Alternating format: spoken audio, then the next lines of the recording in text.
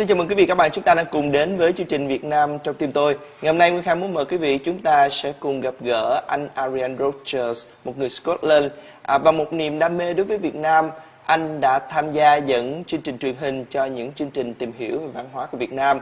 Và bên cạnh đó anh là một người rất là đam mê yêu rap và muốn giới thiệu loại hình nghệ thuật này đến với những bạn trẻ của Việt Nam, bởi vì anh cảm thấy nó rất vui tươi và sống động, rất giống như là tính cách của mình.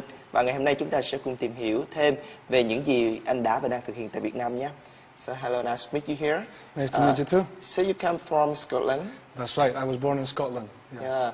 So why do you come to Vietnam? Actually, before I came to Vietnam, I used to live in Thailand. Oh. Yeah. And then I wanted to try a new country. Yeah. So I decided to visit Vietnam. I had a job as a teacher. Then I just fell in love with the country, and I met lots of people. And after 5 years, I'm still here. Yeah. Well, I always wanted to visit Asia. Yeah. You know, and in Asia, the countries that were most appealing to me were the ones in Southeast Asia. You know? Yeah. And when I got here, people were really nice, really friendly. The food is really nice. For me, food is very important. You know? Really? I like to eat good food. When you did come to Vietnam, you have the intention to study Vietnamese, because I may know that you can speak Vietnamese. I do speak Vietnamese, Yeah. not fluently, Yeah. but I'm okay. But I never really studied Vietnamese. I went to classes for maybe like less than 1 month, but I studied all by myself. How can? One of the first things I like to do when I go to a new country, I try to learn a little bit of the language. Because when you learn the language of the country, it's easier to discover new things, you know that. So when I came here, the first thing I did was I bought a Vietnamese phrase book, like a phrase book, and I went on the internet and started like translating sentences and Google and writing them all down and trying to say them. And then when I had a list of sentences and words, I went to the street or to the market and tried to practice with the local people. Wow. So for example, if you go to the market, how can you say in Vietnamese? How can you talk to the people? At the beginning, you try to say something and they don't understand. Like, xin lỗi, cái này bao nhiêu tiền? Cái này bao nhiêu tiền? Bao nhiêu tiền? And then at the beginning they go like, không hiểu. And then you try again and then they go like, bao nhiêu tiền? And then you listen to the pronunciation again and again, and after a while you get it right. I learned a lot of words for the first 3 years, but I think that after the 3rd year is when I started to be able to pronounce the words correct in a way that people understand. Yeah, you have a very, how to say, I think very suitable for a rapper, for a hip hopper, when they wear that clothes. So I know that one of your desire is playing rap on the stage, right? Yeah, since for a long time I've performed rap and I do rap songs. You did it when you were in Scotland? Actually, I started when I was in Spain. 12 or 13, I used to listen to rap. And then after listening to rap for a long time, I was like, I need to do this. And then I started rapping when I was like 15 years old. And since then, I've always rapped. Yeah. Now in Vietnam, of course, I still rap. I have a band. When you rap, you don't have like a band. You don't have like a guitarist. You just play the background music, which is the beat, and then we rap over that beat. Yeah. Yeah, that's the way we rap is. Yeah. So in my band, we have 2 rappers who rap in Vietnamese, and then me who I rap in English. Yeah. Yeah. So what kind of a topic you are often rapping about? Rap, it always depends on the way you feel. Yeah. Because when you rap, you always tell a story. Yeah. You know. So if, for example, you feel in your life you feel sad at that moment, when you write, you're gonna talk about sad things. You know. And when you're happy, you're gonna talk about happy things. Sure. So our topics are always topics that relate to the way things are going at that moment. You know. I just finished 4 new songs. And one of the songs is called Depression. And then some months after, I wrote a song called Summer Nights. and it's the opposite. Everything is very happy and all that. So.